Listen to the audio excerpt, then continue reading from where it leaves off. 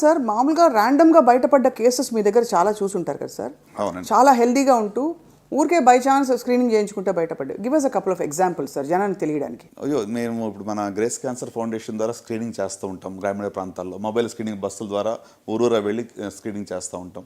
So వాళ్ళు అసలు చాలాసార్లు ఏముంటుందంటే మాకు టెస్టులు ఎందుకు, మాకు ఏమీ లేదు కదా, టెస్టులు చేయించుకుంటే ఏదో లేని జబ్బు ఇస్తారేమో అనే భయంతో కూడా పార్టిసిపేట్ కూడా చేయరు చాలాసార్లు. ఎంతో వాళ్ళు మోటివేట్ చేసి మనం చేస్తే ఎన్నో కొన్ని వందలాది పేషెంట్స్ అర్లీ బ్రెస్ట్ క్యాన్సర్. ఇప్పుడు చూడండి, రొమ్ము క్యాన్సరు మనకి చేతికి రొమ్ము కరిగి తగలాలంటే అట్లీస్ట్ 1 నుంచి 2 సెంటీమీటర్లు ఉండాలి. అవును.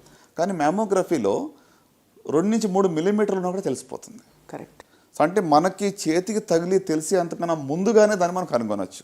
సో ఇది చాలా వాల్యుబుల్ ఇన్పుట్ మీరు ఇస్తుంది సార్. బికాజ్ చాలామంది నేను టెస్ట్ చేసుకున్నాను, షవర్లో టెస్ట్ చేసుకున్నాను, కొంతమంది స్నానం చేస్తున్నప్పుడు నాకేమీ లేదనుకుంటారు. కానీ మీరు అనేది చాలా చిన్నగా ఉంటే అది కనపడదు, అసలు మన చేతి తగలదు. కాబట్టి అంత ఆ లీడ్ టైం మనం గెయిన్ చేస్తున్నాం. అలాగే సార్, ఓకే, ఇది మనకి స్క్రీనింగ్కి సంబంధించి పురుషులు ఏ స్క్రీనింగ్ చేయించుకోవాలి అంటే ఇలాంటి దీనికి? పురుషుల కాడికి వచ్చేటప్పటికి హై రిస్క్లో ఉన్న వాళ్ళకి low dose CT scan for lung cancer ఉందండి. అలాగే ప్రోస్టేట్ క్యాన్సర్కి ప్రోస్టేట్ స్పెసిఫిక్ యాంటీజెన్ చెప్పాను. కోలాన్ క్యాన్సర్ సంబంధించి కొలోనోస్కోపీ 50 years పైబడిన వాళ్ళకి చేయాలి. అంత మాత్రం కాకుండా మరి ఎవరికైనా టొబాకో చూయింగ్ అవన్నీ హై రిస్క్ ఉంటే కన్నా ఓరల్ ఎగ్జామినేషన్ లేకుంటే నెక్ ఎగ్జామినేషన్ అనేటువంటిది అట్లీస్ట్ వన్స్ a year చేయించుకుంటే మంచిది. సో ఇవి 4-5 రకాల క్యాన్సర్ సంబంధించి కామన్గా అందరూ చేయించుకోవాల్సిన పరీక్షలు. Screening correct. అండ్ మనకేమన్నా బ్లడ్ వర్క్లో కానీ లేకపోతే మామూలుగా ఏమన్నా మార్కర్స్ ఉంటాయా సార్? ఫర్ ఎగ్జాంపుల్ ఈ పర్టికులర్ యాంటీబాడీస్ వాట్ ఎవర్ ఇది బాగా పెరిగాయి, లేదు వాళ్ళకి వెయిట్ లాస్ అయింది అని చెప్పే కొట్టొచ్చే లక్షణాలు ఏంటి sir, which is common to most cancers? అంటే లక్షణాలు వేరు, బ్లడ్ వర్క్ ఇస్ డిఫరెంట్ అలా చెప్పాలంటే. సో బ్లడ్లో ట్యూమర్ మార్కర్స్ అనుకుని ఉంటాయి. ఇప్పుడు ఓవేరియన్ క్యాన్సర్ సంబంధించి CA-125 అనేది ట్యూమర్ మార్కర్ ఎలివేట్ అవుతుంది. అంటే CA-125 ఎలివేట్ అయినంత మాత్రాన క్యాన్సర్ కంగారు పడక్కర్లా. సుమారు 50 వేరే జబ్బుల్లో కూడా అది ఎలివేట్ అవ్వచ్చు. ట్యూబర్కులోసిస్లో కావచ్చు, ఎండోమెట్రియోసిస్లో కావచ్చు, పెల్విక్ ఇన్ఫ్లమేటరీ డిసీజ్లో కావచ్చు. ఇట్లా అంటే ఒక రిపోర్ట్ చూసి ఇది క్యాన్సర్ మార్కర్ కాబట్టి నాకు వచ్చిందేమని కూడా కంగారు పడక్కర్లేదు. రైట్. అంటే మన ఎస్పెషల్లీ సాక్షి ప్రేక్షకులకి నేను I don't want give wrong information. Correct. ఎందుకంటే కొన్నిసార్లు క్యాన్సర్ ఎట్లా అంటే అనవసరమైనటువంటి ఒక ఫియర్ అనేది కూడా ఎక్కువగా ఉంది ఇప్పుడు. అవును. సో అంటే I don't want to be a proponent of that kind of fear. So very very true sir. Right. So అట్లానే ఇప్పుడు సీరం CEA అని ఉంది, కార్సినో ఎంబ్రియోనిక్ యాంటీజెన్ అని చెప్పి, అది కోలాన్ క్యాన్సర్లో ఎలివేట్ అవుతుంది. PSA గురించి మనం మాట్లాడుకున్నాము. అట్లానే ఇప్పుడు CA-19-9 అని చెప్పి ఒక tumour marker for liver cancer కానివ్వండి, గాల్ బ్లాడర్ క్యాన్సర్ కానీ ఉంటుంది. కానీ ఇవన్నీ స్పెసిఫిక్ టెస్ట్, అంటే డాక్టర్ పర్యవేక్షణలో చెప్తేనే చేసే టెస్ట్ కదా సార్? కరెక్ట్. అందరికీ ఒక బ్లడ్ టెస్ట్ చేసి ఏ క్యాన్సర్లు ఉన్నాయని బ్లడ్ టెస్ట్ తెలుసుకుంటాము అనేది అయితే లేదు, ఇంతవరకు లేదు. మీరు లక్షణాల గురించి అడిగారు కాబట్టి, సో క్యాన్సర్ లక్షణాలు గురించి సింపుల్గా చెప్పాలంటే caution is a simple mnemonic. C అంటే changes in bowel and bladder habits, అంటే మలమూత్ర విసర్జనలో ఇటీవల మార్పులు వచ్చాయి. నేను చెప్పే సిమ్టమ్స్ ఏవి కూడా 3-4 వారాల కన్నా ఎక్కువ ఉంటేనే కంగారు పడాలి. ఒక్కసారి విరోచనలో ఇవ్వగానే నాకు ఏదో క్యాన్సర్ ఉందేమో, లూజ్ మోషన్స్ అని అనుకోవద్దు. సో మలమూత్ర విసర్జన మార్పులు అంటే ఎక్సెసివ్ కాన్స్టిపేషన్, మోషన్ అవ్వటం లేదు, లేక మోషన్లో బ్లడ్ పడుతుంది, మోషన్లో చీమ్ పడుతుంది, లేకుంటే నాకు తినబుద్ధి కావటం లేదు. So blood in the stool కానివ్వండి, బ్లడ్ ఇన్ ద యూరిన్లో కూడా బ్లడ్ పడినట్లయితే స్టోన్ వల్ల కూడా పడవచ్చు, బ్లాడర్ ఇన్ఫెక్షన్లో కూడా పడవచ్చు, ట్యూమర్లో కూడా బ్లడ్ పడవచ్చు. కరెక్ట్. సో కనుక anything which is there for 3 to 4 weeks మలమూత్ర విసర్జనలో ఇటీవల మార్పులు వచ్చాయి అంటే అది ఒక లక్షణంగా భావించవచ్చు. అది ఓకే.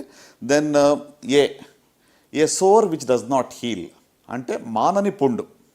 శరీరంలో ఏ భాగంలో అయినా కూడా మానని పుండు ఉంటే నిర్లక్ష్యం చేయకూడదు. నొప్పి లేకపోయినా పర్వాలేదు, మానని పుండు ఉంటే వెంటనే డాక్టర్ని సంప్రదించాలి. దాన్ని రాచపుండని ఊరికే అనలేదు. అంటే మానని పుండు ఎందుకంటే, ఫర్ ఎగ్జాంపుల్ మీరు టంగ్ బైట్ అయిందనుకో, నాలుగు కరుచుకుంటే చిన్న పుండు అవుతుంది, వారం 10 రోజుల పుండు మానిపోతుంది. అవును. సో మీకు 2-3 weeks అయింది, పుండు అలాగే ఉంది అంటే మాత్రం నిర్లక్ష్యం చేయవద్దు. Right. So that is number 2. Right. తర్వాత U అంటే అన్యూజువల్ బ్లడ్ డిశ్చార్జ్, బ్లడ్ కానివ్వండి, వైట్ డిశ్చార్జ్ కానివ్వండి, లేకుంటే రక్తస్రావం కానీ ఎక్కువగా వినట్లయితే అది క్యాన్సర్ యొక్క సిమ్టమ్.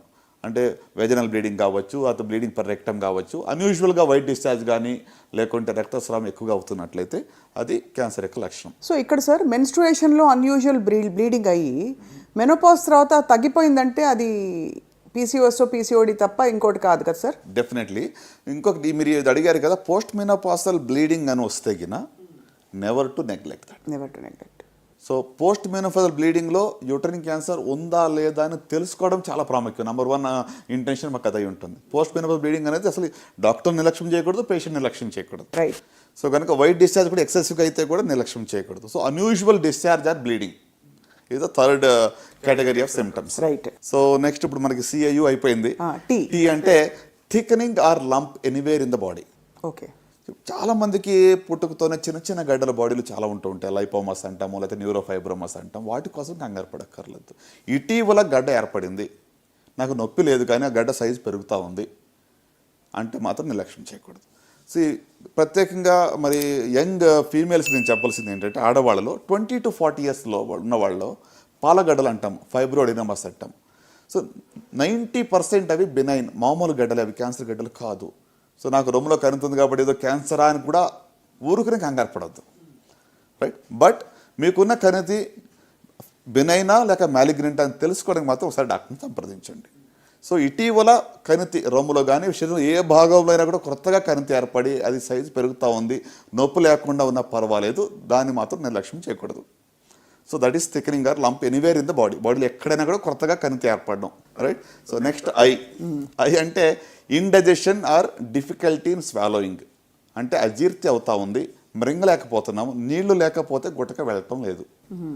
అంటే లిక్విడ్స్, ద్రవ పదార్థాలు ఈజీగా తీసుకోగలుగుతున్నాం కానీ చపాతీలు కానీ లేకుంటే హార్డ్ ఫుడ్ నేను తీసుకోలేకపోతున్నాను, మింగలేకపోతున్నాను అంటే దట్ ఈస్ ఒక లక్షణంగా మనం భావించవచ్చు. ఫుడ్ పైప్ క్యాన్సర్కి లక్షణం అయి ఉండొచ్చు. సో ఆ గుట్టక వేయాలని నీళ్లు లేకుండా లోపలికి వెళ్ళట్లేదు, నేరోయింగ్ అయిపోయింది, ఈజీగా వెళ్ళటం లేదు. సో అది ఒకటి. Indigestion or difficulty in swallowing, మింగడానికి ఇబ్బందిగా ఉంటాం. ఓ అంటే obvious change in the birth mole. పుట్టుమచ్చలు చాలా మందికి ఉంటాయి. ఇటీవల ఆ యొక్క పుట్టుమచ్చలో మార్పు వచ్చింది, సైజ్ పెరుగుతూ ఉంది, ఇచ్చింగ్ అవుతూ ఉంది, బాగా దురద వస్తుంది, లేక బ్లీడింగ్ అవుతుంది అంటే మాత్రం వెంటనే డాక్టర్ సంప్రదించాలి. పుట్టుమచ్చలో మార్పులు ఇటీవల వస్తాయి. రైట్. ఇంకా లాస్ట్కి వచ్చేటప్పటికి ఎన్ అంటే నాగింగ్ కాఫ్. అంటే ఒక రకంగా చెప్పాలంటే మానని దగ్గు. 3-4 weeks అయింది. ఈ మధ్యన కోవిడ్ వేవ్ 2 అయిన తర్వాత ఇక రకరకాల వేరియంట్స్లో దగ్గు 1 month కూడా సర్వసాధారణంగా వస్తూ ఉంది. Right sir. But otherwise more than 6 weeks మానని దగ్గు ఉన్నట్లయితే, మరి మీ గొంతుకు బొగ్గురు పోయినట్లయితే తప్పకుండా డాక్టర్ సంప్రదించాలి. దట్ ఇస్ సంథింగ్ దట్, అంటే దాన్ని మనం ఇగ్నోర్ చేయవద్దు. ఓకే, ఇది కాషన్. అద్భుతం సార్. అంటే ఒక్కొక్క పదానికి గుర్తుపెట్టుకునే విధంగా మీరు చెప్పిన రీతి నిజంగా చాలామందికి ఐ థింక్ అర్థమవుతుంది సార్. ఇవన్నీ వస్తే తప్పకుండా ఇవన్నీ 3-4 వారాల పాటు గమనించాలి. అంటే నేను ఇంకొక మాట ఇక్కడ మీతో చెప్పాలి. ఈ కాషన్ అన్నీ గుర్తుపెట్టుకుని రోజు ఈ కాషన్లో ఉన్నాయన్నీ నాకు ఉన్నాయని కంగారు పడకుండా ఒకవేళ ఇంకా సింపుల్గా నాకు తెలియాలని ఆశ ఉంటే, ఇటీవల నా శరీరంలో ఏదో తేడాగా ఉంది, తెలియని వెయిట్ లాస్ ఉంది. లాస్ట్ 3 monthsలో నేను మోర్ దెన్ 10% వెయిట్ లాస్ అయ్యాను, ఆకలి లేదు అనేది జనరల్ సిమ్టమ్స్. అంటే మన శరీరము మనతో మాట్లాడుతుంది. Correct. Your body is talking to you. Me listen to your body. Simple. Me body ఏదో తేడాగా ఉంది అనిపించినప్పుడు ఒకసారి వెళ్ళి చూపించుకోనండి. నాకు ఐ వాంట్ గెట్ స్క్రీన్డ్, నేను కొన్ని క్యాన్సర్ స్క్రీనింగ్ చేయించుకుందాం అనుకుంటున్నాను, అతను బాడీ హెల్త్ చెకప్ చేయించుకోండి అని చెప్పండి. సో అట్లా ఇటు క్యాన్సర్కి కాదు, non communicable diseases, diabetes, hyper tension, cardiac, cancer అన్నీ కలిసి మనం టెస్ట్ చేయించుకోవచ్చు ఒకేసారి. కరెక్ట్ సార్, చాలా వాల్యుబుల్గా చెప్పారు. అయితే సార్ ఒక మాట, ఈ క్యాన్సర్ని మరింతగా పెంచే కండిషన్స్లో is stress one of them, diabetes, hypertension or they one of them? అంటే chronic diseases, non communicable disease like diabetes కానివ్వండి, కార్డియాక్ కానీ, ఇవన్నీ కూడా in one or the other way impact. అంటే వాటి వల్లనే ఇది వస్తుందని నేను చెప్పలేను. ఇప్పుడు stress is also one of the carcinogen. ఇటీవల మీరు డేటా చూస్తుంటే డెఫినెట్గా స్ట్రెస్ వల్ల 100% క్యాన్సర్ వస్తుందని ప్రూవ్ ఎక్కడ చేయడం కష్టం. అది అంటే మనకి ఎలాంటి ఎవిడెన్స్ డైరెక్ట్గా దొరకదు. బట్ ఇండైరెక్ట్గా definitely stress is also one of the risk factors మనం చెప్పవచ్చు. సో అలాగనే ఇప్పుడు క్రానిక్ అదర్ డిసీజెస్ లైక్ డయాబెటీస్లో ఇమ్యూనిటీ లో ఉంటుంది, షుగర్ లెవెల్స్ ఆర్ హై ఉంటున్నాయి. So uncontrolled diabetes is also risk factor అండి. దీంట్లో కూడా కొన్ని క్యాన్సర్స్ ఎక్కువ కనబడుతుంటాయి. చాలామంది even I talk to alternate healers ఉంటారు కదా sir, healers, alternative medicine practice చేసేవాళ్ళు, వాళ్ళందరూ ఏమంటారంటే any form of suppression of emotions leads to cancer. In fact అది ఒక classic presentation of some kind of ఇది, ఒక సప్రెషన్ ద్వారా వచ్చిన ఇది అని. As a clinician do you agree? అంటే ఇలాంటి ఒక ఫిలాసఫీ కావచ్చు, థియరీకి మీరు అంటే ఇనఫ్ డేటా ఉందని నమ్ముతారా sir? Honestly it's very difficult prove or disprove అండి దీనికి. అంటే ఇది very variable and subjective. Emotions కూడా సబ్జెక్టివిటీ చాలా ఉంటుంది, ప్లస్ దీనికి సైంటిఫికలీ ఎవిడెన్స్ గ్యాదర్ చేయాలంటే it's very beyond it just way of one of the hypothesis or way of looking at it అంతే. కానీ మొత్తానికి సార్ కాషన్ అండ్ అలాగే ర్యాపిడ్ చేంజెస్ బాడీలో అవుతే గమనించుకుంటూ ఉండడం అనే ప్రాథమిక లక్షణాలు, అలాగే స్క్రీనింగ్ ఎవరెవరు ఏ స్క్రీనింగ్ చేయించుకుని కొన్ని క్యాన్సర్ల బారిన పడకుండా అయినా కాపాడుకోవచ్చో అద్భుతంగా వివరించారు డాక్టర్ చినబాబు సుంకపల్లి గారు. Thank you so much sir.